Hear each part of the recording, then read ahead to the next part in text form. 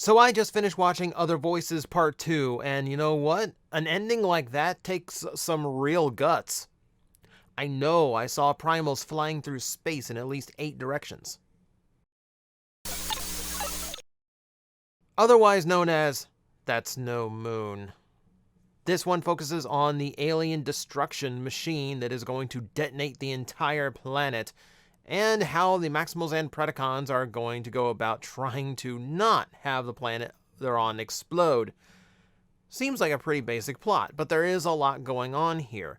We have got the machinations of Tarantulas, all the setups and all the calculations from Megatron, and the Maximals actually being proactive about getting this problem solved, because hey, someone's got to be the hero in this situation, right? So the first thing we get in this is the transformation sequence of the moon into the death ray. It's basically turning into like a big heat beam that's going to superheat the energon and detonate it. So this sequence always felt so overdone. The moon goes through so many transformation phases. It sheds its skin, it shrinks, it turns inside out, it like has multiple layers turning inside out. It's CG artists showing off is what it is. It looks cool, but like compared to what the Vok have designed to this point, it just seems like exceptionally elaborate. I will say that. For something that's meant mostly to like bust a planet wide open, it's a little overdone. That's all I'm saying. I've always kind of had that feeling. So last time I did mention that Megatron has a very calculated stance throughout this two-parter, and we've seen him in the last 3 episodes being very calculating and pulling the strings. Like I said as I said in Before the Storm, it felt like he was completely in control of the ceasefire agreement. He knew exactly how it was going to play out, and he knew exactly what was going to happen. We know he wanted the Maximals to know about the Vok coming, so they were making preparations. He knew about Tarantulas and his plan to get off the planet.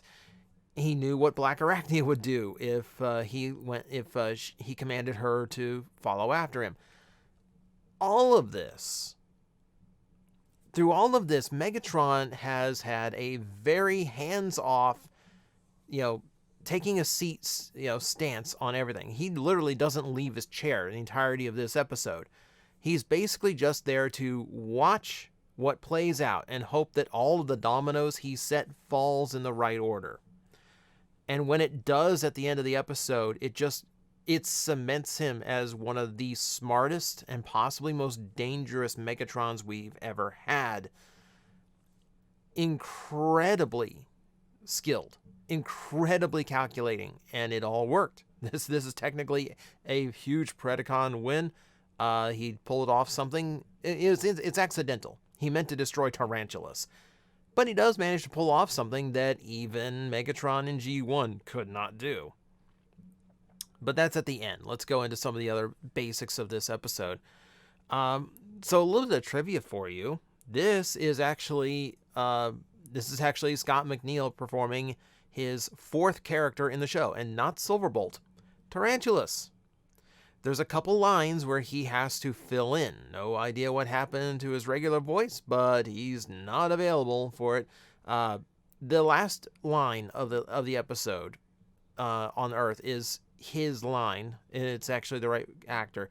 It's just a couple extra fill-in lines that Scott had to do. No idea.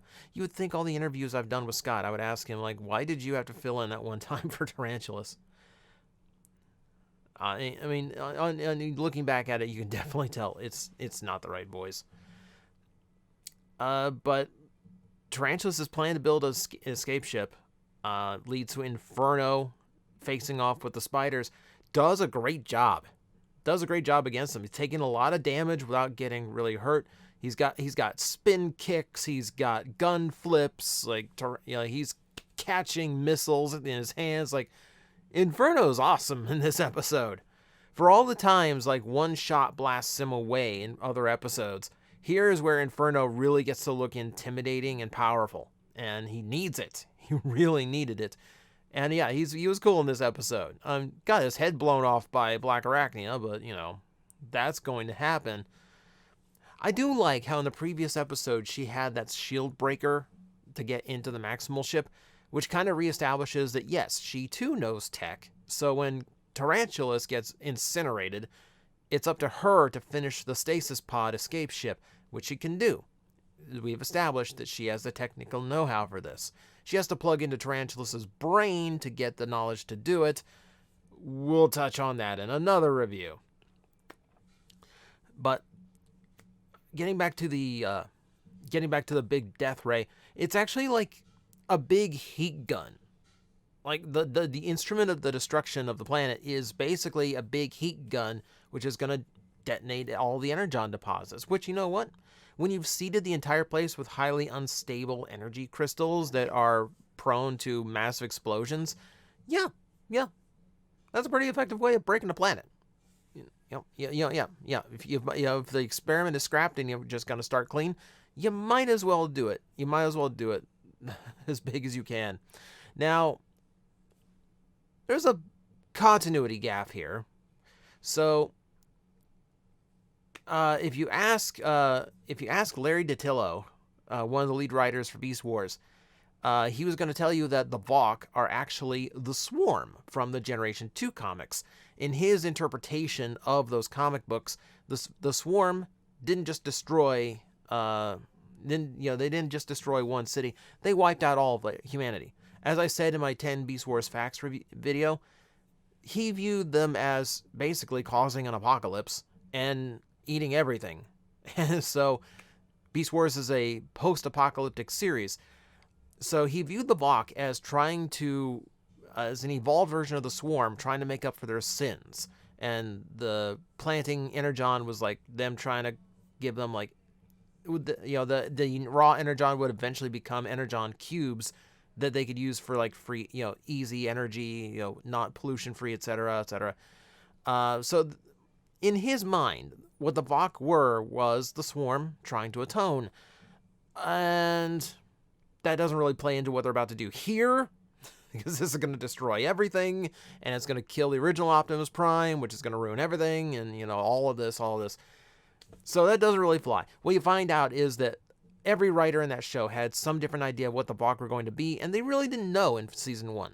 In Season 1, they had no idea what the Vok were going to end up being. It was just a mystery element. So this is why you don't treat things later on that the writers have stated after the fact as canon, because a lot of times it doesn't really make sense when you think about it. I know there's some areas where that became canonical, but really the Vok are their own thing. It's better just to view them that way and not connect them to any previous entity. So I'm going to go long because I ranted on that one. I don't care. It's a season finale. I do love when Primal is getting ready to launch off into this ship. You still get that comedy beat from Rat Trap where everyone is also being very sincere and wishing Primal the best of luck. And Rat Trap asks if he can have his quarters if he dies. We'll touch on that later too. The final sequence is fantastic. The final sequence is amazing. So I question the logic of flying toward the giant death ray by going straight through the ray. That one I take a little bit of issue with, but okay, fine. It's your dramatic moment. We'll let you have it. So we find out that the one thing Megatron has been doing in this episode is accessing the pod and reprogramming it. And what he has done is made it so that it cannot be opened once they've taken off, which means Primal is trapped inside, Megatron gets to gloat over the view screen, and that's it. That's it. There's no heroic getaway. There's no nothing. There's a massive transwarp explosion caused by the pod that Primal intended to escape from and could not. And that's it. The ray gun blows up, the pod blows up, Primal blows up. You even get to see his face flying at the camera through the debris. Just his face, nothing else on him. No, nothing, no other part of his body. Just, man.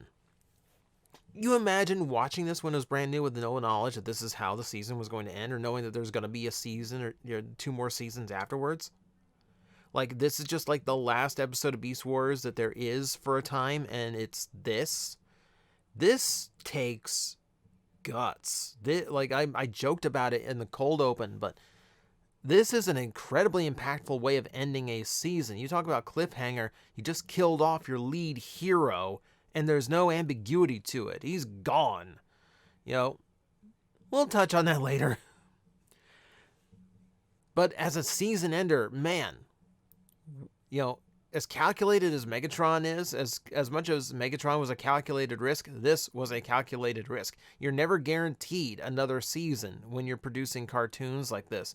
So the fact that they went off on something like that is so huge and such a really cool moment.